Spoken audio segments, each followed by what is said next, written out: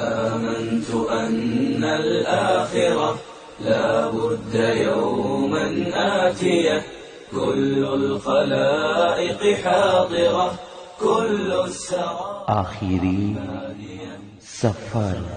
أن الآخرة لا بد. کله چې مؤمنان پر پل صراط تیریږي هلته به دوی ته وویل سي نن ورځ تاسې لره د هغه جنت په داخلېدلو سره زیری دی چې تر درختو او بنګلو لاندې یې ولې بهیږي او تل به دوی په دغو جنتو کې وي.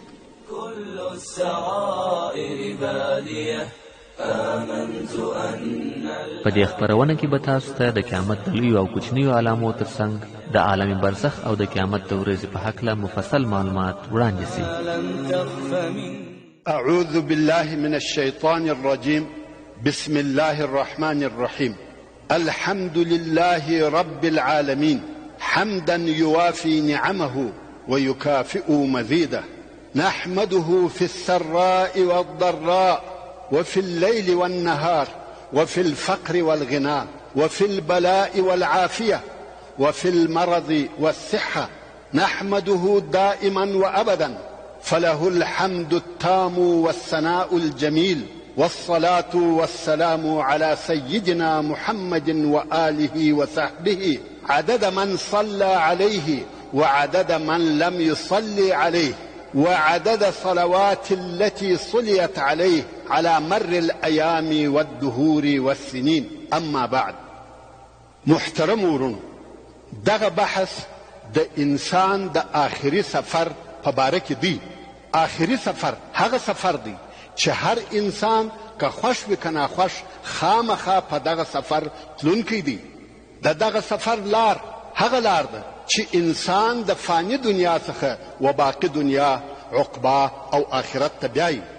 زموږ په دغه اوسني بحث کې به د آخرت د ورځې پیژندل، د قیامت پر ورځ د ایمان درلودلو فضیلت او د هغې ورځې اثبات، مرګ او د هغه علامې، زکندن او د هغه د سختیو او سکراتو حالات، د دنیا څخه و قبر ته د تللو حالات، په قبر کې پوښتنې، قبر او د هغه نعمتونه یا عذابونه، د قیامت کوچنی او لوی علامې، او بیا د قیامت د ورځې پیښېدل، پس له مرګه د بیرته راژوندي کېدلو حالات، د حشر او نشر د ورځې حالات، حساب او کتاب، ترازو او د عملو تلل، پل صراط او پر هغه تیرېدل، د دوژخ اور او د هغه بیري، جنت او د هغه نعمتونه، او بیا به د الله جل جلاله فضل او احسان پر مؤمنانو په مفصل او مکمل ډول سره بیان کړل شي.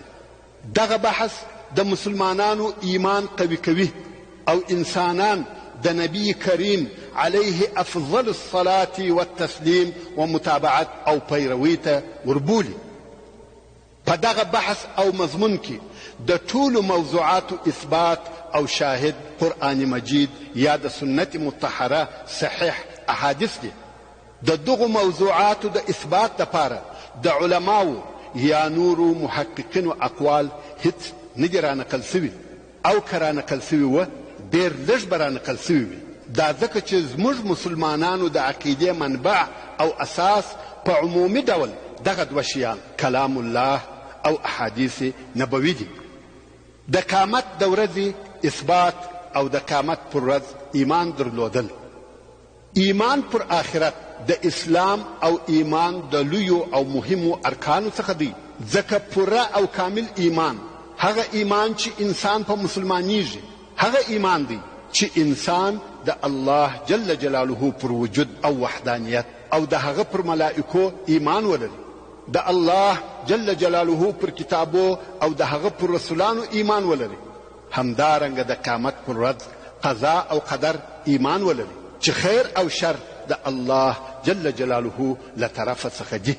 نو د قیامت پر ورځ ایمان درلودل او پس له مرګه بیا ژوندي کېدل د ایمان اصلي او اساسي جز دي. تر څو چې یو انسان د قیامت پر ورځ او بیا ژوندي کېدلو ایمان ونه لري، مسلمان نسی بلل کېدلی. څرنګه چې د ایمان ارکان شپږ شی دي، نو موږ مسلمانانو د ایمان د پوره کولو دپاره دغه شپږ شیه په دغه لاندې جملو کې سره یو ځای کړي دي او وایو: آمنت بالله وملائکته وكتبه ورسله واليوم الآخر والقدر خيره وشره من الله تعالى والبعث بعد الموت. نو د قیامت پر ورځ ایمان درلودل زموږ د دین مهم او اساسي جز دی. تاسې به ډېر ځله په مکرمو آیاتو او مطهرو احادیثو کې لیدلي یا اوریدلي وي چې الله جل جلاله او رسول الله صلی الله علیه و وسلم فرمایلی وي که څوک پر الله او د قیامت پر ورځ ایمان لري نو داسې او داسې دې وکړي. ورونو، زموږ په دغه بحث کې یوه ساده او جزئي مسئله نه بیانیږي، بلکې دغه د قیامت د ورځې بیان د ایمان د ارکانو څخه د یوه مهم رکن بیان دی چې بې له دغه رکن څخه ایمان نسی پوره کېدلی. رسول الله صلی الله علیه و وسلم به همیشه پر دغه ټینګار کاوه چې پر الله جل جلاله او د آخرت پر ورځ ایمان راوړي. د آخرت پر ورځ ایمان درلودل قطعي امر او یقیني مسئله ده. د ټولو انبیا علیهم السلام دغه دین او دغه دعوت و چې خلق پر الله جل جلاله ایمان راوړي، او کله چې پر الله جل جلاله ایمان راوړل سو بیا نو د دنیا او آخرت ټولې مسئلې قطعي او ثابته کیږي. د قیامت د ورځې مسئله داسې قضیه ده چې د ابلیس علیه اللعنه په تشوشاتو او وسوسو ډېر انسانان له قیامته منکره سوي دي. داسې ډېر انسانان شته چې دا عجبه او نادره ورته معلومیږي چې هلته بیا آخرت او حساب کتاب شته. نو د دغه تشویش د لرې کولو دپاره به په دغه بحث کې تر هر څه د مخه د آخرت اثبات په کلام الله او په عقل سره وسي.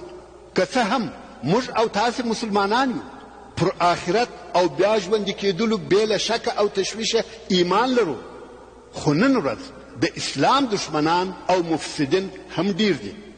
یو وخت د داسې چا سره مخامخ کیږو چې بې له دلایلو نه قانع کیږي، نو موږ ته باید د دغسې انسان د قانع کولو دپاره دلایل را معلوم وي.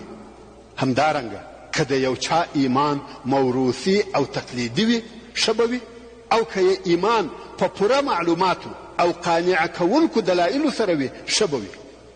معلومه خبره ده هغه ایمان چې شعوري او په دلایلو سره ثابت وي تر هغه ایمان ښه او بهتر دی چې فقط موروثي او تقلیدي وي. الله جل جلاله هم د دغو دوو په منځ کې فرق ایښی دی او فرمایي: افمن یعلم انما انزل الیک من ربک الحق کمن هو اعمى، چې دا د سورة الرعد 19 نمبر آیات دی. آیا هغه څوک چې په دلایلو سره په دې پوهیږي چې بېشکه دغه قرآن او دغه دین چې وتا ته ستا د رب له طرفه نازل سوی دی حق دی، په مثل د هغه چا دی چې ړوند وي؟ یا هیڅکله داسې نه ده، بلکې د دوی په منځ کې ډېر فرق او توپیر شته. ما یعنی د دغه بحث لیکونکي په پاکستان کې یوه رساله ولیدل چې تقریبا 10 ورقې به وه، او د رسالې ټول بحث په دغه باره کې و چې د قبر عذاب نشته. د رسالې لیکونکي د خپل ادعا د اثبات لپاره په آیاتو او احادیثو سره دلایل بیان کړي وو. البته دغه لیکونکی یو ګمراه او منحرف انسان و، نو ځکه آیاتونه او احادیث یې د خپل واقعي ترجمې څخه مخالف ترجمه کړي وو، او دغه رساله هم مفته یا وړیا ویشل کېدل. دغه کار او دغه ته ورته نور کارونه د اسلام او مسلمانانو دشمنان یوازې اوس نه، بلکې د پخوا څخه د دې دپاره کوي چې مسلمانانو ته د دوی په دین کې شک او تردید پیدا کړي، او بیا دغه شکمن او متردد انسان د اسلام د دشمنانو له طرفه د دوی د ګټو دپاره په اساني سره استعمالولی شي. نو که د چا سره د خپل دین صحیح او واقعي معلومات نه وي ورسره، او دغه رساله یا د هغې رسالې پر قسم نور مطبوعاتي نشریات ولولي، یا د نن ورځې د هوایي نشریاتو د چینلو څخه د اسلام د دشمنانو تبلیغات واوري، د شک وتلی هغه بې خبره انسان د دغسې خبرو تر تاثیر لاندې کیږي. ته به ډېر کسان ووینې چې نن به د قبر په عذاب کې شکمن وي او سبا به د آخرت او حساب په ورځ کې شکمن وي، نو خود هغه خپل صادقه او ټینګ ایمان د لاسه ورکوي، بیا نو مشکوک او متردد مسلمان پاتې وي. چې دغسې مشکوک او متردد انسانان د خپلو ځانو دپاره منافقان او د اسلامي ټولنې دپاره میکروب بلل کیږي. نو ځکه دا به ښه او لازمه وي چې په دغه بحث او لیکنه کې د آخرت د وجود اثبات اول په کلام الله او بیا په عقل سره وسي. الله جل جلاله د هغو انسانانو قول چې له آخرت منکره دي، د دهریانو او ملحدانو قول د سورة المؤمنون په څو آیاتو کې بیانوي او فرمایي: أيعدكم أنكم إذا متم وكنتم ترابا وعظاما أنكم مخرجون. يعني منکر کفار وای آیا دغه رسولان ستاسې سره وعده کوي او په دې مو بیروي کله چې تاسې مړه سي خاورې او هډوکي سي بیا به خامخا بیرته له دغې مځکې را ایستل کېږي؟ هیهات هیهات لما توعدون. یعنی ډېر لرې دی هغه شی چې ستاسې سره یې وعده کېږي. یعنی بعثت او بیا را ژوندي کېدل هېڅکله نسي کېدلی. إن هي إلا حياتنا الدنيا نموت ونحيا وما نحن بمبعوثين. دغه کفار وایي ندی دغه زموږ د دنیا ژوند بې له دغه څخه چې مړه کیږو او ژوندي کیږو، یعنی زیږو او بیا مرو او پس له مرګه نه بیا ژوند شته او نه ژوندي کېدل. دا د هغو منکرانو دلایل دي چې دوی وایي آخرت حساب او کتاب هیڅکله نشته. څه چې موږ وینو او په څه چې موږ پوهیږو هغه دغه د دنیا سلسله ده چې یو زیږي او بل مري او دغسې به دغه زیږېدل او مړه کېدل جریان لري. تر دغه زیات بل شی نشته. مګر کلام الله د دغو منکرانو دغه نظر او دغه عقیده ورردوي. قرآن مجید الهي کلام دی او د هغه د اعجاز سره هیڅوک برابري نسی کولی. الله جل جلاله د دغو منکرانو رد او جواب وایي، خو دغه رد او جواب په قانع کوونکو دلایلو او د منطقو د اصولو سره برابر وایي. د قرآن کریم د بیان طریقه داسې طریقه او طرز بیان دی چې فیلسوفان او عام خلق دواړه په پوهېدلی شي. الله جل جلاله د هغو منکرانو چې د آخرت او بیا را ژوندي کېدلو څخه منکر دي قطعي او لازمي رد ویلی دي او په سورة القیامه کې فرمایي: ایحسب الانسان ان یترک سدى. یعنی آیا انسان دا ګمان کوي چې عبث او بیکاره به پرېښول سي؟ که داسې پېښه سي چې انسان دې بې له نتیجې او عبث پرېښول سي نو ګواکې انسان بې له هدفه او بې له مقصده پیدا سوی دی او دا ممکنه نه ده چې اشرف المخلوقات انسان دی عبث پیدا سوی وي. الله جل جلاله د سورة القیامه په 38 او 39 نمبر آیاتو کې فرمایي: الم یک نطفة من منی یمنى ثم كان علقة فخلق فسوى فجعل منه الزوجين الذكر والأنثى. يعني آیا دغه انسان د منیو یو څاڅکی نو چې د ښځو په رحمو کې ولوېدی او بیا دی د وینو یوه ټوټه او بیا یې الله جل جلاله اندامونه پیدا کړل او بیا یې صورت ور برابر کړی او روح یې پکښې پکړی او الله جل جلاله د دغه منیو د څاڅکي څخه جوړه دوې ډلې یا دوه قسمه نارینه او ښځې پیدا کړل چې هر یو له هغه بله څخه په ظاهر او باطن کې فرق لري. الیس ذلک بقادر علی ان یحیی الموتى. یعنی آیا دغه قدرت لرونکی الله چې دغه کارونه یې وکړل د دې قدرت نه لري چې مړي را ژوندي کړي؟ سبحانه، بلکې ښه قادر او پر هر څه قادر دی.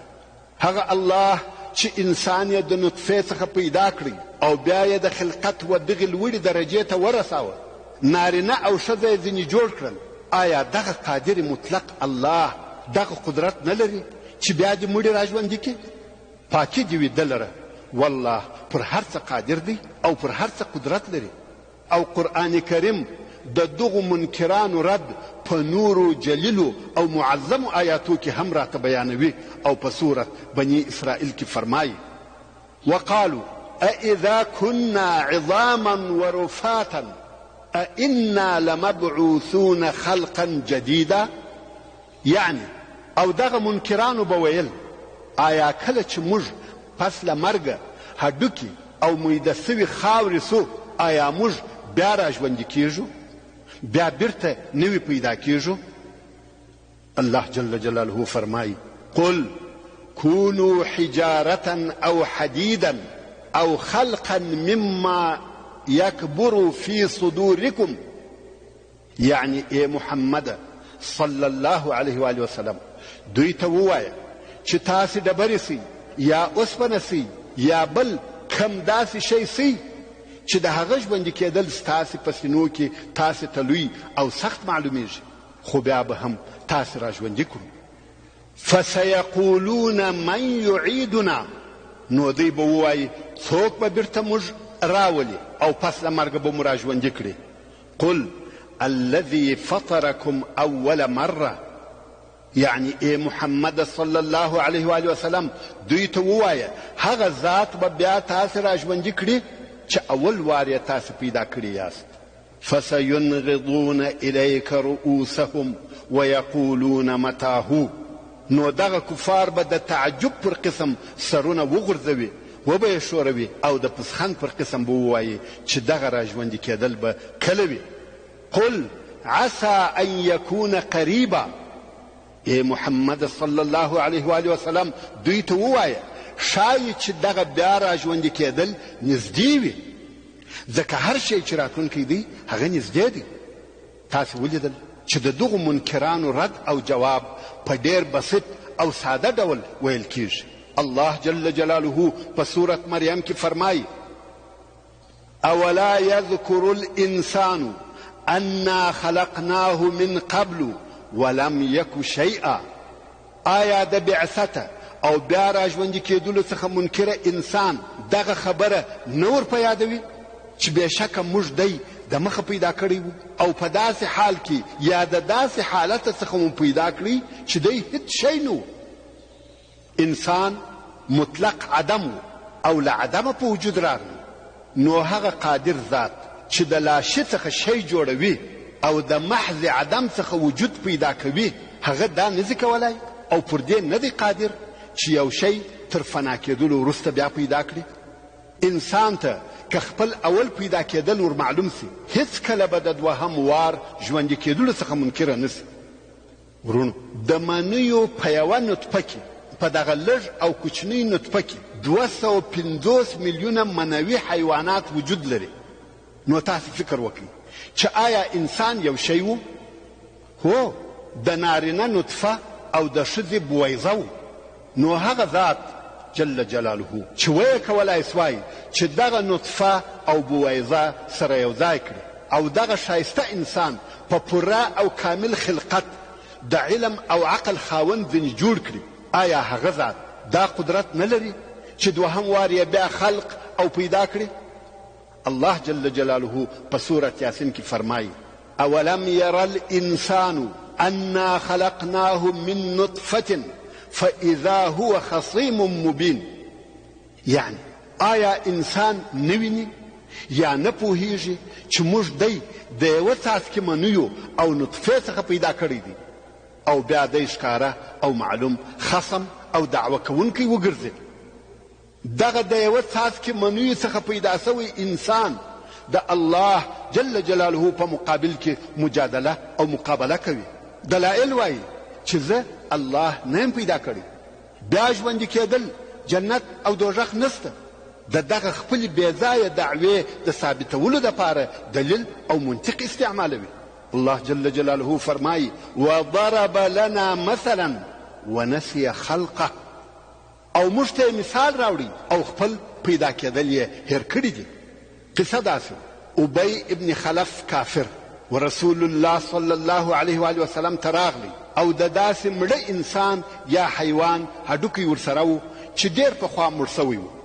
دغه شوړېدلی زوړ هډوکی یې راوړی او د رسول الله صلی الله علیه و وسلم په حضور کې میده کړي، تر څو داسې سو لکه اوړه یا ایرې، او بیا یې د دغه میده سوي هډوکي خاورې د رسول الله صلی الله علیه و وسلم پر مبارک مخ وروپاشلې او ویل څوک دغه اوړه سوي هډوکی را ژوندی کولی سي؟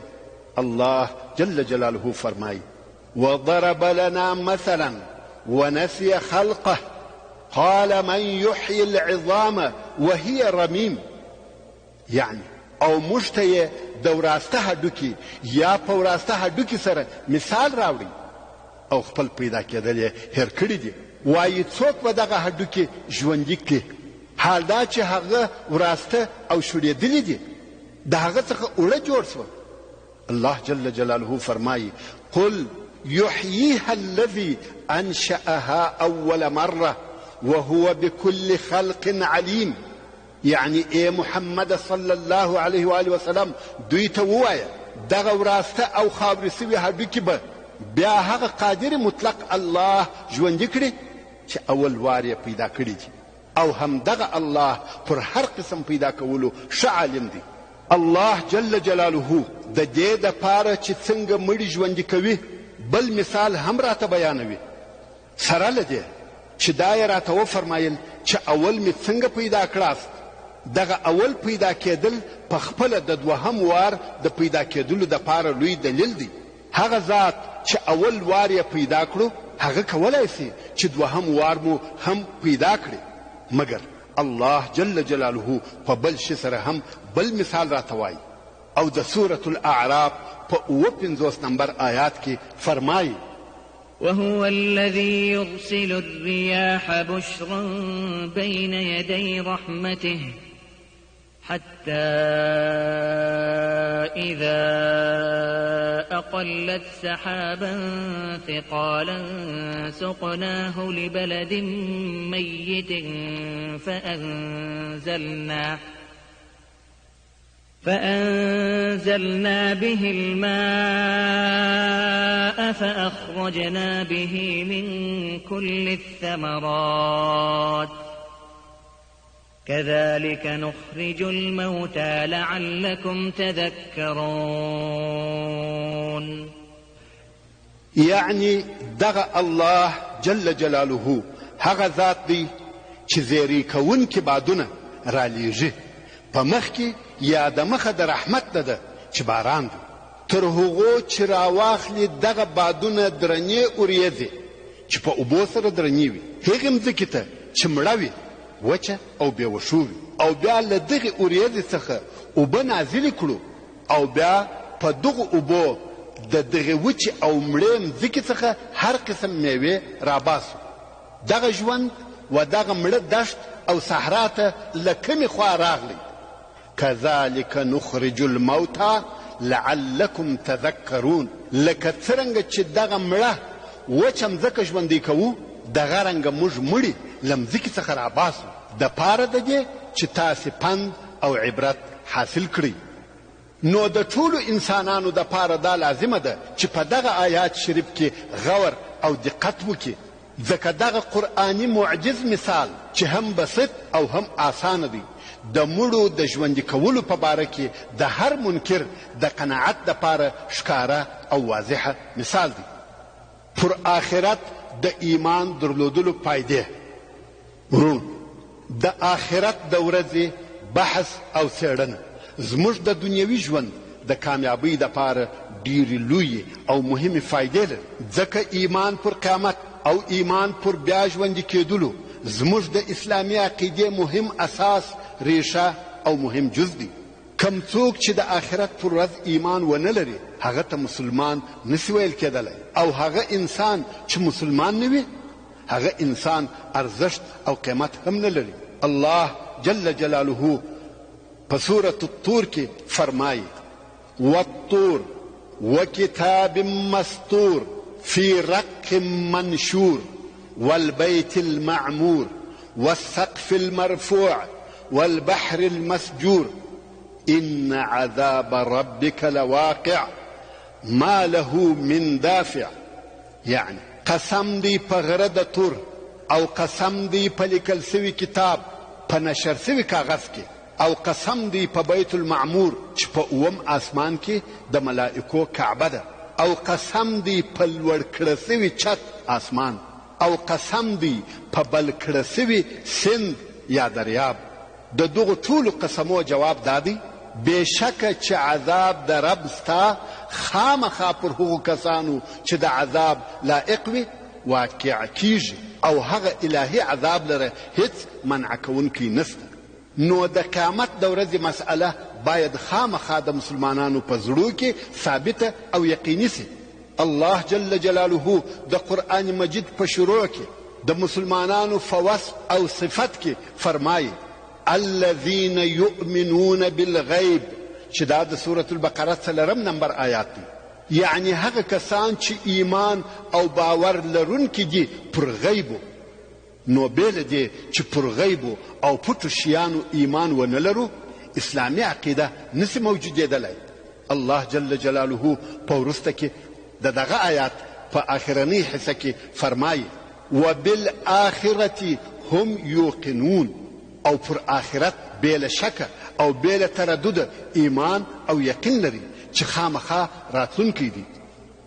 نو کله چې موږ د آخرت او د قیامت د ورځې بیان کوو دا په حقیقت کې موږ د ایمان اساس او بنسټ ایږدو او دا هم معلومه خبره ده چې بیل ایمان ژوند کول د حیواناتو ژوند دی. د آخرت د ورځې او د آخرت د وجود بله فایده دا ده چې مسلمانان په ځینو اعمالو یا کارو د دې دپاره مکلف دي چې په ټولنه کې خیر موجود سي او شر ایسته سي. نو دغه عملونه چې موږ په مکلف یو او هلته بیا آخرت نه وي موجود، نو زموږ دغه عملونه بېله نتیجې بېله اجر او جزا پاته کیږي. مثلا هغه انسان چې کوشش کوي چې ښه کارونه وکړي او بیا مړ سي، نو که هلته آخرت نه وي موجود نو د ده د هغو ښو کارو بدله او جزا څه سوه؟ الله جل جلاله د سورة البقره په 281 نمبر آیات کې فرمایي واتقوا یوما ترجعون فیه الى الله ثم توفى كل نفس ما كسبت وهم لا يظلمون. یعنی تاسې د هغې ورځې له عذابه وبېرېږئ چې بیرته د الله جل جلاله طرف ته بیول کېږي او بیا به هر نفس هر انسان ته د هغه د عمل جزا پوره ورکول سي، که یې خیر کړی وي که شر، او پر دوی به هیڅ ظلم نه کیږي. نو هر هغه کار او عمل چې ته یې په دې دنیا کې کوې په آخرت کې به هغسې در سره کیږي. د هر عمل دپاره بدله او جزا سته. د آخرت د وجود او د هغه د بیانولو بله فایده دا ده چې د مسلمانانو څخه روحي او عصبي تکلیفونه لرې کوي. که آخرت نه وای مسلمانانو به په نفسي عصبي او روحي عذابو کې ژوند تېرولی. مثلا یو ظالم او سرکشه انسان، غل او قاتل انسان د بل مظلوم او عاجز انسان پر مال او ناموس، پر کور او جایداد تجاوز او تیری کوي. هغه مظلوم له خپله ځایه شړي یا یې وژني او بندي کوي او ټول شیان یې دغه ظالم اخلي. چې دغسې کارونه نن ورځ ډېر پېښ سوي دي او نور هم پېښېږي. او دغه ظالم بیا هم په هوسایي او نعمتو کې ژوند تېروي او هغه مظلوم په ناامیدیو او مشکلاتو کې ژوند تېروي. که تر دغه اوسني ژوند وروسته آخرت سوال او جواب نه وي، که سزا او جزا نه وي، نو دغو مظلومانو به په کم نفسي او روحي حال کې ژوند تېرولی. که د یو مظلوم دغه تسلا او امید نه وي چې هلته د حساب ورځ سته، عدل او انصاف سته، سزا او جزا سته، نو به څه حال او څه ژوند وای؟ الله جل جلاله د سورة فصلت په 46 نمبر آیات کې فرمایي من عمل صالحا فلنفسه ومن اساء فعليها وما ربك بظلام للعبید. هر څوک چې ښه او صالح عمل وکړي هغه کار یې د خپل ځان دپاره دی، او هر څوک چې بد او ناوړه کار وکړي هغه کار پر ده دی، سزا یې ده ته ورکول کیږي، او ستا رب پر بندگانو ظلم کوونکی نه دی. همدارنګه الله جل جلاله د سورة الزلزال په 9 او 8 نمبر آیاتو کې فرمایي فمن يعمل مثقال ذرة خيرا يره ومن يعمل مثقال ذرة شرا يره. هر څوک چې د یوې ذرې پر اندازه د خیر او نیکۍ عمل وکړي د هغه عمل جزا به وویني، او هر څوک چې د یوې ذرې پر اندازه د شر او بدۍ عمل وکړي د هغه عمل سزا به وویني. هلته عدل دی، یوه ذره خیر بې له جزا نه پاته کیږي او یوه ذره شر هم بې له سزا نه پاته کیږي. همدارنګه ایمان پر آخرت انسانان د حرامو کارو څخه راګرځوي، حتی د بشر ژوند د قتلو او جنګو څخه ساتي. څوک کولای سي چې خلک د غلا څخه منع کړي؟ پولیس یا نور انسانان غلا ورکولی سي؟ که یې له منځه وړلی سي؟ هېڅکله نه. انسان په خپل قوت او ساتنه نه د غلا مخه نیولی سي او نه غلا ورکولی سي. ښکاره مثال یې هغه دی چې یو وخت په نیویارک کې ناڅاپه یا ناببره برق یا برېښنا قطعه سوه. په دغه شپه 2000 میلیونه ډالر غلا سوه. د دغې واقعې لیدونکی قسم یادوي چې ما په خپلو سترګو ولیدل چې یوه سړي به په ډبره د دکان انداره ماتول او د دغه دکان شیان به یې په خپله خوښه وړل. هلته نه پولیس څه کولی سوای نه بل چا. څوک یا څه شي دی چې خلق له دغسې ناوړه کارو څخه منع کولی سي؟ ایمان پر آخرت. چیرې چې ایمان وي هلته امن او امان وي. څوک تا مجبوره کولی سي چې د اړ او محتاج خلقو سره مرسته او کومک وکړه؟ غریبانو او مسکینانو ته څه ورکړه؟ ایمان پر آخرت. د هغه چا فرق چې ایمان پر آخرت لري د هغه چا سره چې پر آخرت ایمان نه لري د دغې یوې محاسبې څخه معلومېدلی سي. هغه دا چې د هغو امریکایانو شمیر کم چې د حکومت د محصول او ټکس څخه تښتي او د همدغه مقصد دپاره په حسابو کې چم او حیلې جوړوي په سلو کې اچاو ته رسېږي. مګر هغه مسلمان چې د آخرت پر ورځ ایمان لري په خپله د خپلو مالو زکات ته حساب کوي او په خپله خوښه پر غریبانو ویشي. نو که پر آخرت او هلته پر سزا او جزا ایمان نه وي دغه د ژوند نظام به څنګه او پر څه قسم چلېدلی؟ ایمان پر آخرت ټولنه له فساده ساتي. ایمان پر آخرت انسانان و داسې ژوند ته وربولي چې ښه نتیجه او میوه ولري. که څه هم د انسانانو عمر لږ او کوتاه دی، خو هغه څوک چې ایمان پر آخرت لري دا کوشش کوي چې د ټولنې دپاره ګټور او فعال غړی وي. ایمان درلودونکی انسان پوهیږي چې د دنیا ژوند لږ او کوتاه دی. څو کاله به ژوندی یې؟ 80 او یا 100 200 کاله؟ نو دغه لږ ژوند د آخرت د ابدي ژوند په مقابل کې څه ارزښت او قیمت لري؟ نو ایمان درلودونکی انسان کوشش کوي چې باید د هغه ابدي ژوند دپاره خواري او زحمت وکاږي. نو خود پر هر ښه عمل تلوار کوي. یو چا ابو دحداح رضی الله تعالی عنه د ده د ژوند په آخرو وختو کې په داسې حال کې ولیدی چې ډېر سپین ږیری او ضعیفه و او د جوز یا چارمغز د ونې یا درختې نهال یې ایښاوه. تاسې ته معلومه ده چې د جوز درخته پس له ډېرو کلو میوه کوي. نو هغه لیدونکي ورته وویل ته ډېر سپین ږیری یې او د جوز درخته پس له کلو میوه کوي. ابو دحداح رضی الله تعالی عنه وویل که یې ما ته فایده نه رسېږي هغه چې تر ما وروسته دي هغو ته به یې فایده ورسېږي او ما ته به یې ثوابونه راکول سي. دا هم د هغه ایمان فایده ده چې د آخرت پر ورځ یې څوک ولري.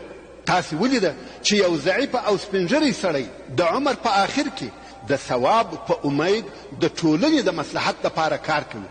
نو هغه څوک چې ایمان پر آخرت ولري که څه هم سپین ږیری وي دغه ایمان یې د خیر د کارو وکولو ته وربولي.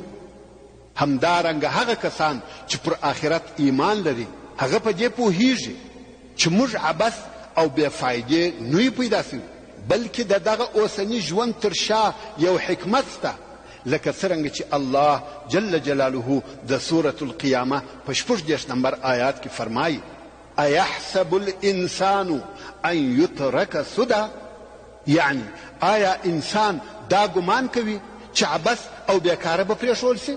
لکه څرنګه چې مشرکانو به ویل بس دغه د دنیا ژوند دی پیدا کیږو او مرو، دغه دهر او زمانه مو داسې پیدا کوي او وژني لکه واښه چې شنه کیږي او وچیږي.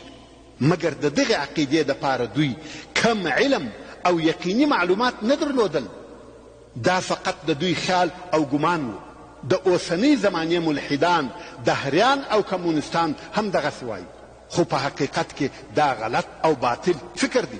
الله جل جلاله دغه د مشرکانو او دهریانو باطل عقیده او د عقل له چوکاټه وتلې خبرې زموږ د پوهولو دپاره رانقلوي او فرمایي: وقالوا ما هي الا حياتنا الدنيا نموت ونحيا وما يهلكنا الا الدهر وما لهم بذلك من علم ان هم الا يظنون. چې دا د سورة الجاثیه 23 نمبر آیات دی. یعنی د آخرت څخه منکره کفار وایي دغه ژوند بل شی نه دی بې له دغه دنیوي ژونده چې مړه کیږو او ژوندي کیږو، ځینې مري او ځینې زیږي، او موږ بل شی نه وژني مګر دغه د ژوند تېرېدل. د منکرانو دغه عقیده غلطه ده او دوی لره د دغې خبرې په کولو کې چې وایي زمانه مو وژني هیڅ علم او پوهه نسته. نه د دوی مګر ګمان کوي. د دوی فکر او عقل بې له علمه او بې له دلیله دغه ورته وایي. همدارنګه ایمان پر آخرت، خلق و عبادت او د الله جل جلاله و ذکر او یاد ته وربولي. موږ او تاسې چا مکلف کړي یو چې روژې ونیسو یا د شپې لمونځ او د قرآن مجید ختمونه وکړو؟ دا ځکه چې آخرت سته او د الله جل جلاله له عذابه بیریږو او د هغه عز وجل څخه اجر او ثوابونه غواړو. الله جل جلاله د مؤمن تعریف په داسې ډول سره کوي چې د آخرت له عذابه بیریږي او هم د الله جل جلاله د رحمت امید لري. هغه چې وایي مؤمن د خوف او رجا په منځ کې وي، یعنی بیره د الله جل جلاله او آخرت له عذابه څخه وي او امید یې د الله جل جلاله و رحمت ته وي. ایمان پر آخرت انسان و ډیر او زیات کوشش او د خیر و کارو ته تشویقوي، لکه څرنګه چې الله جل جلاله فرمایي: انهم كانوا يسارعون في الخيرات، یعنی دوی به د خیر په کارو کې تلوار کاوه. دا څه سبب دی چې خلق غواړي چې د خیر په کارو کې یو تر بل د مخه سي؟ جواب الله جل جلاله فرمایي: ويدعوننا رغبا ورهبا، او بللو به یې موږ د ثواب غوښتلو په سبب او د عذاب د بیرې په سبب. ځکه میل، شوق او رغبت یې و هغو نعمتو ته سته چې د الله جل جلاله سره په آخرت کې موجود دي، او بیره یې له هغو عذابو څخه ده چې ګناهکارانو ته په آخرت کې ورکول کیږي. وکانو لنا خاشعین، چې دا د سورة الانبیاء 9 نمبر آیات دی. یعنی او دوی موږ لره عاجزي او تواضع کوونکي. نو که څوک په آخرت او د هغه په حالاتو کې ژور او عمیق فکر وکړي، د دغه فکر کوونکي ایمان د الله جل جلاله پر عظمت او قدرت هم زیاتیږي او هم ټینګیږي.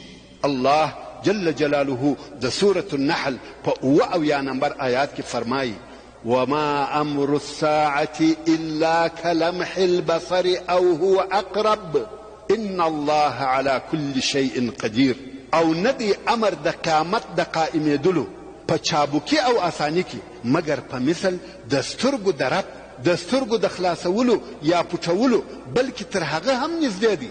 بېشکه چې الله جل جلاله پر هر شي قادر دی. د الله جل جلاله په امر آخرت او د هغه ټول انتظام په یوه لحظه کې په وجود راځي. د الله جل جلاله په قدرت د قیامت د ورځې ټول معجزات او عجایب، ټولې بیرې او دوژخونه، جنتونه او نعمتونه د سترګو د رپولو په وخت کې بلکې تر هغه هم په لږ وخت کې موجودیږي.